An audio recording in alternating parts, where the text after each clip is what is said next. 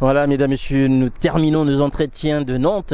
C'est ainsi qu'on pourrait les appeler désormais, puisque depuis 2 ans maintenant, Ziana TV est à Nantes pour rencontrer, lors de ces éditions Casa Palabre, rencontrer les acteurs, les hommes et les femmes qui font la fierté de cette ville et surtout qui font la fierté de cette association Casa Africa, qui aujourd'hui réunit les hommes et les femmes venus du continent africain et aussi des acteurs locaux afin de penser l'Afrique et surtout d'envisager cette Afrique, notamment pour son émergence d'ici quelques années. Comme on l'a dit, je suis en compagnie de quelqu'un que certains connaissent déjà, hein, d'autres le découvriront aujourd'hui, mais il fallait peut-être venir à Nantes aujourd'hui pour rencontrer celui qui relève sans doute de la chefferie traditionnelle du Pilou. Je suis en compagnie de Mo Poiti.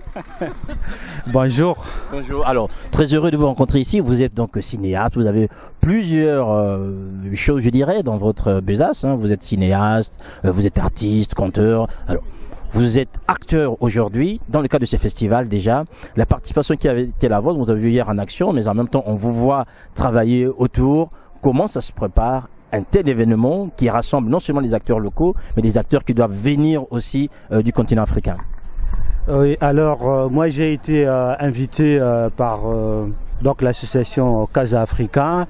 Je suis notamment partenaire via 2 associations qui sont à Nantes Métropole, donc l'association Mundanda et l'association Tchesses que nous avons créée ici pour promouvoir la culture congolaise, la culture africaine, la culture universelle. Donc c'est ainsi qu'en dehors de mes prestations en tant que conteur, j'ai aussi participé dans l'organisation, dans l'équipe de communication pour parler de la programmation donc du festival et voilà pourquoi aujourd'hui encore on a eu une rencontre professionnelle sur des enjeux liés à l'énergie en Afrique et dans le monde francophone. Alors, on se rend bien compte, vous parlez de programmation, que la programmation cette année, je pense pour toutes les années, mais elle a été très ambitieuse puisqu'elle a couvert quasiment tous les arts, comme disait tout à l'heure Mariam Demba. Ah oui, très ambitieuse, oui, programmation très ambitieuse. Le festival Casa Africa se démarque de plus en plus parce que les enjeux sur notamment l'Afrique et le monde francophone sont parmi je peux dire, des valeurs qu'essaie de promouvoir cette association, bien sûr, en présentant une image très positive de cette Afrique qu'on connaît pas assez. Et c'est le pari que s'est fait donc l'association Casa Africa, notamment à travers ses multiples activités et notamment à travers ce festival Casa Palabre. Donc festival multigenre avec beaucoup d'activités, spectacles donc de contes, de musique, projection cinématographique, exposition de peinture, débats sur des thématiques sur la littérature, sur le livre, sur l'édition aussi du livre, numérique ou sur papier. Il y a eu une programmation très riche. Et pour ce qui me concerne, j'ai présenté 2 spectacles de contes avec deux autres conteurs nantais qui sont parmi les plus connus à Nantes, donc à savoir Pierre Desvignes. J'ai partagé la scène avec lui le vendredi passé et donc hier j'ai partagé aussi la scène avec Marc Buléon sur deux spectacles avec des regards différents qui s'imbriquent venant d'Afrique et de l'Occident, mais en même temps en partant de l'Occident vers l'Afrique. Donc on a passé de très bons moments, les spectacles ont été de qualité. Ils ont été beaucoup appréciés, donc on continuera à promouvoir cette Afrique qui n'est pas connue et notamment en tenant compte de ce rendez-vous qu'est la mondialisation, de voir quelle est la part positive de cette Afrique qu'on peut apporter.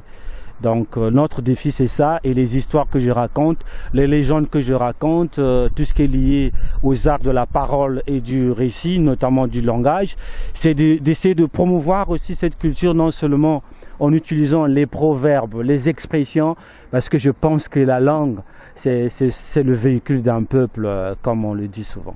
Alors, la langue, c'est aussi votre propre véhicule à vous. On va maintenant parler de vous rapidement. Vous êtes cinéaste. Quelle est votre actualité déjà ces derniers temps? On vous a vu très discret ces derniers temps, il faut le dire. Quelle est votre actualité en ce moment au Poitiers? Oui, très discret. Je suis installé donc ici donc à Nantes Métropole, région Pays de la Loire depuis plus de 3 ans.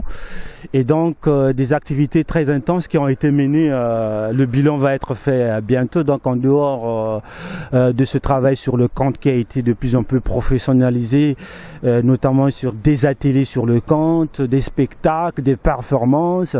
J'ai pas oublié, j'ai pas mis à côté le travail sur le 7e art. Donc en dehors de multiples reportages et des projets documentaires d'envergure qui sont en post-production, j'ai notamment coproduit avec un ami et donc écrit un scénario qui a été réalisé pour un film, un long métrage qui va être disponible en début de l'année prochaine, donc 2016. Je vous donne déjà le titre pour vous mettre un peu l'eau à la bouche. Voilà, le film va s'intituler Ntsimba, 5 minutes dans l'autre. Ntsimba, c'est le nom qu'on donne aux jumeaux en Afrique, comme on dirait Ntsimba et Nzuzi, mais notamment ce que nos confrères, ce que nos contemporains ne connaissent peut-être pas, Ntsimba ou Bantsimba, c'est aussi le 3e signe de l'astrologie Congo, qui est une astrologie africaine qui n'est pas connue. Donc Ntsimba, c'est les Gémeaux, c'est les jumeaux. Et donc le titre du film sera Ntsimba, 5 minutes dans l'autre. J'en dirai pas beaucoup sur ce film, sinon qu'il est en post-production à Paris et qui serait déjà sur les écrans, les festivals, beaucoup de salles de cinéma ici sont en attente. Donc après, la diffusion commencera en 2016. Alors Poitiers, je sais aussi que vous parlez de votre actualité ici, mais je sais aussi que vous intervenez beaucoup sur les espaces culturels au Congo. Qu'en est-il en ce moment? Les espaces culturels au Congo, je vois un peu ce qui se fait à Pointe-Noire. Ben, je saluerai déjà tout ce que Claver Mabiala fait au niveau de Pointe-Noire avec le festival Unsa Ngundinji. Il y a bien d'autres, je crois aussi un centre culturel Jean-Baptiste Atiloutar. Et de l'autre côté de Brazzaville, l'espace donc Montina sur Seine qui mène aussi un festival d'envergure. Il y a aussi l'espace Tiné pour tout ce qui est lié au conte et à l'oralité africaine. Donc ce sont pour la plupart des espaces qui sont mis en place par des personnes comme moi, donc des collègues qui œuvrent dans la culture, mais au niveau de la participation de l'État, déjà que les salles de cinéma ont été sont investies par les églises, et donc le cinéma pour moi est en train de résister. On est dans une phase de résistance. Voilà pourquoi des auteurs comme nous, on baisse pas les bras, on va continuer à faire ce cinéma, on va continuer à faire entendre notre voix au-delà des frontières nationales, et puis avec le numérique on va continuer à faire entendre notre voix sur tout ce qui est nouveaux médias. On va continuer à faire du cinéma, et donc aussi dans la perspective, ce que nous faisons ici, ce que nous apprenons ici, les expériences ici en France, en Europe, en attendant aussi le moment de les partager avec ceux qui sont restés sur le continent, et donc dans l'espoir de revenir au Congo pour des projets d'envergure et des projets qui sont aussi en cours sur des prochains films qui pourront être tournés, des ateliers aussi de cinéma qui pourront être mis en place, parce que j'ai entre-temps mis en place ici en Pays de la Loire un atelier de cinéma que j'ai intitulé De l'idée au DVD. Donc je pars d'une idée de quelques phrases pour bosser sur un projet d'envergure en revisitant toutes les phases de la création de l'industrie donc du cinéma pour aboutir à un support qu'est le DVD. Le film commence par une idée et ensuite il se termine sur un support qu'est le DVD, parce que c'est le support le plus couramment utilisé. Voilà. Moi, Poitiers, tout le plaisir était pour nous de faire entendre votre voix pour la première fois sur Ziana TV. Nous espérons que quand ce film sera quasiment à l'affiche, voilà, nous serons heureux de revenir ici vous rencontrer et de pouvoir en parler. Encore merci pour votre disponibilité. Merci surtout à vous d'être venu, d'avoir fait le déplacement de Paris pour pouvoir enregistrer, filmer et mémoriser tout ce qui a été dit, tout ce qui a été fait durant ces 2 journées.